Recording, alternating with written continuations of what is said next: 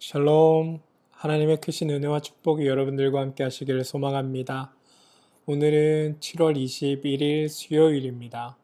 오늘 하루도 하나님의 말씀을 붙들고 살아가시는 여러분들의 삶에 하나님의 놀라운 은혜와 은총이 함께하여서 주님과 동행하는 그 삶의 기쁨이 여러분들 안에 차고 넘쳐나기를 주님의 이름으로 축원드립니다. 오늘 우리가 함께 나눌 말씀은 출애굽기 4장 21절에서 26절까지 말씀입니다. 출애굽기 4장 21절에서 26절 말씀입니다. 여호와께서 모세에게 이르시되 네가 애굽으로 돌아가거든 내가 네 손에 준 이적을 바로 앞에서 다 행하라. 그러나 내가 그의 마음을 완악하게 한즉 그가 백성을 보내주지 아니하니 너는 바로에게 이르기를 여호와의 말씀에 이스라엘은 내 아들 내 장자라. 내가 네게 이르기를 내 아들을 보내주어 나를 섬기게 하라 하여도 네가 보내주기를 거절하니 내가 네 아들 네 장자를 죽이리라 하셨다 하라. 모세가 길을 가다가 숙소에 있을 때에 여호와께서 그를 만나사 그를 죽이려 하신지라. 십보라가 돌칼을 가져다가 그의 아들의 포피를 베어 그의 발에 갖다 대며 이르되 당신은 참으로 내게 피의 남편이로다. 여호와께서 그를 놓아주시니라. 그때에 십보라가 피남편이라 함은 할례 때문이었더라. 여호와께서 아론에게 이르시되 우리는 지난주 상처 많고 흠집투성이인 나무 막대기도 하나님께서 쓰시겠다고 하면 하나님의 지팡이가 되어 쓰임받듯이 모세처럼 별 볼 일 없던 삶에 하나님이 나타나 주시면 또 우리를 통해 하나님이 일하겠다고 하시면 우리의 그 부족함과 연약함이 도리어 하나님의 그 높으심과 위대하심을 나타내는 도구로 사용될 수 있다는 이야기를 말씀을 통해 함께 나누었습니다. 오늘은 그 다음의 이야기입니다.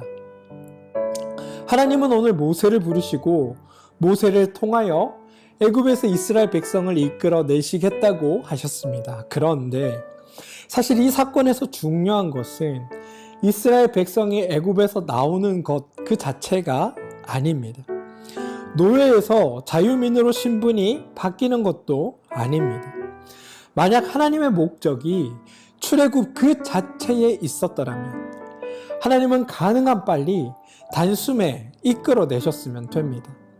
하늘의 천군 천사들을 보내어서 바로를 자기 앞에 무릎 꿇리고 이스라엘 백성들을 애굽에서 나가게 하라라고 명령하시면 간단히 해결될 일이라는 겁니다.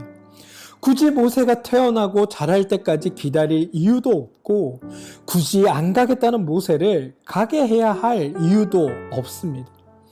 또 앞으로 살펴볼 10가지 이적을 행할 이유도 없습니다. 하나님의 목적은 출애굽 그 자체가 아닙니다. 이스라엘을 내 장자, 내 맏아들, 내 아들로 삼으시는 것이 하나님의 목적입니다. 우리를 하나님의 맏아들로 삼으시는 것이 하나님의 목적이라는 겁니다. 그것을 가능하게 하시는 이가 참 신이자 참 하나님인 여호와 하나님이라는 것을 알게 하시려는 것이 하나님의 목적이라는 겁니다. 그러니까 지금 하나님이 일을 진행하시는 그 과정에서 저와 여러분이 함께 살펴보아야 할 것이 무엇인가 하면 출애굽이 이루어지는가 실패하는가의 성취 여부가 아닙니다. 출애굽이라는 이 사건을 통해서 하나님 자신을 우리에게 어떻게 드러내시는가, 어떤 분으로 우리에게 나타나시는가에 우리는 관심과 초점을 맞추어야 합니다. 그런 관점에서 오늘 말씀을 함께 보겠습니다. 오늘 하나님은 바로의 마음을 완악하게 만들겠다고 21절을 통해 말씀하십니다. 그런데 21절에 완악하게 하라 이 말이 하나님이 바로의 마음을 강팍하게 만들어 버린다라는 의미로 쓰인 것이 아니라는 것을 여러분은 기억할 필요가 있습니다. 이스라엘은 지금 애굽의 종된 처지입니다. 노예는 당시 주인의 재산 목록에 들어갔습니다. 다시 말해서 이스라엘은 지금 바로의 재산이며 바로의 소속이고 바로의 것이라고 말할 수 있다는 겁니다. 그런데 하나님은 바로의 그 생각과는 전혀 다르게 이스라엘은 내 아들, 내 맏아들, 내 장자다라고 선언하셨습니다. 그리고 당연하게 내 아들을 보내라 라고 하십니다. 근데 여러분이 지금 바로라고 생각해 보시기 바랍니다. 이 말을 듣고 아이고, 네 그럼 보내야죠 하면서 이스라엘을 보내겠습니까? 그럴 리 없습니다. 어디서 들어보지도 못한 신이 나타나서 자신의 노예를 보내라고 한다는 게 바로의 입장에서는 말도 안 되는 일인 겁니다. 바로의 입장에서는 단순히 백성을 내보내는 문제가 아닙니다. 바로가 믿는 그 신이 바로가 듣도 보도 못한 야훼라는 신에게 이기는가 지는가의 문제라는 겁니다.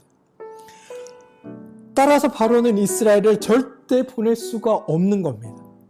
바로의 입장에서 이스라엘은 자기의 백성, 즉 바로의 백성이고 바로의 것이며, 만약 바로가 야훼라는 신의 말을 듣고 그 신의 요구대로 그 신의 아들, 그 신의 장자들인 이스라엘을 보내주었다고 한다면 그것은 바로가 이스라엘 백성을 포기한 것이고 바로가 그 요구를 한 야훼라는 신에게 항복하는 일이 되는 겁니다. 그렇기에 바로는 내 백성을 누구에게도 내어줄 수 없다. 내 백성을 한 사람도 내 나라 밖으로 내보낼 수 없다라고 마음을 먹어야 합니다. 그러므로 바로의 입장에서는 그의 마음이 완악해지는 것이 당연할 수밖에 없는 일입니다. 그리고 그의 마음이 완악해져야 이스라엘 백성을 애굽에서 출애굽시키시고 하시는 하나님과 그를 막고자 하는 애굽의 여러 신들과의 대결에서 누가 진짜 참 신이며 누가 진짜 하나님인지가 더 분명하게 드러날 수 있게 되기 때문입니다.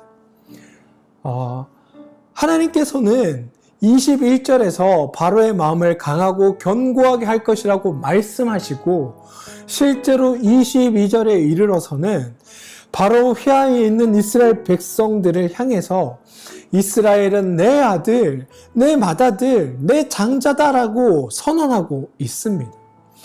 하나님은 이스라엘은 내 아들, 내 장자로 여기셔서 그들을 구출하고 살려내실 것이고 바로에게는 내 아들, 내 장자를 죽일 것이니 내가 주인이면 지키고 보호하고 살려내라고 선언하심으로 누가 진짜 신이며 누가 진정한 하나님인지를 애국과 이스라엘 백성들에게 보이겠다고 하시는 것이 오늘 하나님의 선언에 담겨있는 내용이라는 겁니다. 다시 말해 바로가 그의 마음이 완악해져야 그의 모든 신들과 모든 방백들을 동원하여 애굽에서 출애굽시키려는 하나님을 막고자 할 것이고 하나님은 그들이 대동한 신들과 맞대결을 벌이면서 이스라엘 백성들을 출애굽시킴을 통하여 누가 진짜 신이고 누가 참된 하나님인지를 온 세상 만방에 알리고자 하는 하나님의 계획하심이 담겨 있는 겁니다. 그리고 더불어 우리가 더 주목해야 할 것, 그것은 바로 이스라엘을 향해 내 맏아들이다라고 선언하시는 하나님의 그 선언이라는 겁니다. 여러분, 오늘 하나님의 이 선언이 정말 놀랍지 않습니까? 22절과 23절을 제가 세 번역으로 한번 읽어드리겠습니다. 너는 바로에게 말하여라. 나 주가 이렇게 말한다. 이스라엘은 나의 맏아들이다. 내가 너에게 나의 아들을 놓아 보내어 나를 예배하게 하라고 하였건만 너는 그를 놓아 보내지 않았다. 그러므로 이제 내가 너의 맏아들을 죽게 하겠다. 이게 뭐냐면 하나님께서 모세를 통해 모세 네가 애굽에 가서 바로에게 이렇게 전하라. 바로 네가 내 맏아들인 이스라엘을 내가 내보내려고 하고 나를 예배하려고 했는데 네가 그것을 막았으므로 내가 애굽에 있는 너희의 맏아들을 쳐 죽이리니 네가 네 능력으로 할 수 있으면 그것을 한번 막아보라라고 선언하고 있다는 겁니다.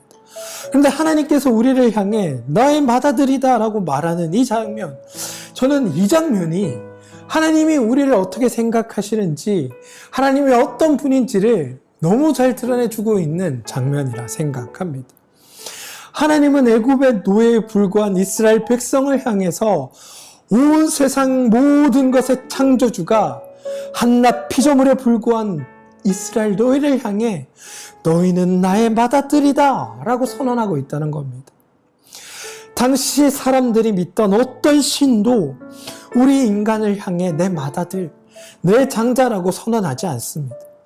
그것도 인간 중에 권세자나 높은 자가 아닌 낮은 자, 종된 자, 노예된 자에게 너는 내 맏아들이다, 내 장자다라고 선언하는 일은 있을 수 없는 일이라는 겁니다. 그런데 여러분, 우리의 하나님은 지금 다른 모든 신들과 달리 스스로 계신 분, 아도나이 엘로힘, 야훼께서 이스라엘을 향해, 그리고 또 우리를 향해, 그 피조물 중에 가장 보잘것없는 이들을 향해서 너는 나의 아들이고 나의 장자다 라고 선언하고 계시다는 겁니다. 하나님은 오늘 단순히 이스라엘을 내보내라 라고 애굽에게 선언하고 있는 게 아닙니다. 바로에게 말하라고 한 것이 아닙니다. 내 아들을 내보내라 라고 말씀하고 계시다는 겁니다. 그리고 내 아들이라는 이 말은 시대를 넘어 지금 하나님을 아버지라 고백하는 우리 모두에게 이어져 있는 말씀입니다. 당신은 맏아들이 아버지의 모든 권한을 가져갔기에, 맏아들이라는 말로 성경은 지칭하여 이야기하지만 지금 우리의 믿음의 문법으로 이야기하면 하나님을 아버지라 고백하는 모든 이들을 뜻한다고 할 수 있습니다. 그러므로 하나님을 아버지라 고백하며 하나님의 그 가르침을 따라 가문을 이끌어갈 자, 아버지의 그 권한과 능력을 고스란히 물려받은 우리가 하나님의 아들, 딸들이고 하나님의 맏아들이 되는 것입니다. 따라서 하나님의 장자, 하나님의 맏아들이라는 이 말은 단순히 첫 번째 아들을 의미하는 것이 아니라 하나님의 뜻을 따라 모든 것을 이어받고 행할 자라는 의미를 가지고 있습니다.